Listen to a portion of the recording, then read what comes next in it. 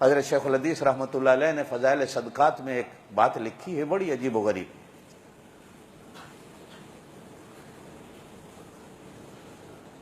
کہ ایک بزرگ قبرستان کے قریب سے گزرے تو دیکھا کہ جیسے ایک ڈاکیا آتا ہے، ایک تھیلا بھرا ڈاک کا لایا قبرستان میں، تو قبروں سے اٹھ کر اس قبرستان میں جتنے تھے وہ ڈاکیے کی طرف بھاگے، اور ڈاکیا ہر کسی کا خط نکال کر ہر مردے کو دیتا ہے، جس کا آتا ہے وہ خوش ہوتا ہے، جس کا نہیں آتا وہ روتا ہے۔ کونے میں ایک آدمی بیٹھا ہے، سارے بھاگے ہیں، وہ نہیں بھاگا۔ تو وہ بزرگ اس سے پوچھتے ہیں کہ یار یہ سارے بھاگے ہیں، تو کیوں نہیں بھاگا؟ وہ کہتا ہے ان کو لینے دو جو کچھ لینا ہے، مجھے کوئی ضرورت نہیں۔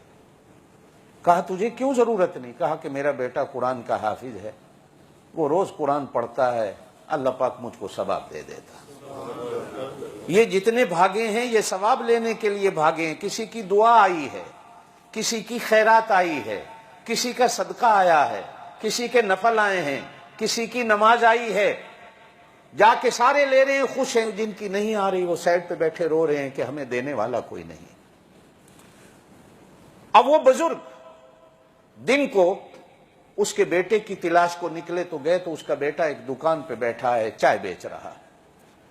لینے والے آتے ہیں، چائے بنا کے دے دیتا ہے، جب کوئی گاہک نہیں ہوتا تو قرآن پڑھتا ہے، قرآن پڑھ کے کہتا ہے اللہ میرے ابے کی روح کو اس کا ثواب دے دے۔ تھوڑے دنوں کے بعد پھر بزرگ اس قبرستان کے قریب سے گزرے تو پھر وہ ڈاکیا تھیلا لایا، تو وہ آدمی بھی جو پہلے نہیں بھاگا تھا بھاگ کے جاتا۔ تو وہ بزرگ اس سے پوچھتے ہیں کہ اس دن تو بھاگ کے لینے نہیں گیا تھا، آج تو بھاگ کے جا رہا۔ تو وہ کہتا ہے جو پہلے دعا کر کے مجھے ثواب دیتا تھا اگلے دن ایکسیڈنٹ میں مر گیا ہے، اب مجھے دعا دینے والا کوئی نہیں۔ اب میں بھاگتا ہوں کہ شاید کسی نے مجھے دعا دی ہو، میں لے آؤں۔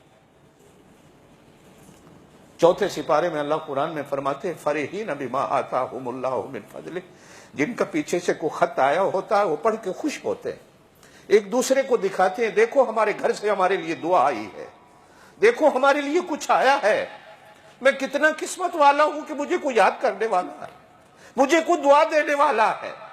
میرے دوستو جو میں بات کر رہا تھا، کوشش کیا کرو اولاد ایسی چھوڑ کے مرو جو تمہیں دعا دینے والی ہے۔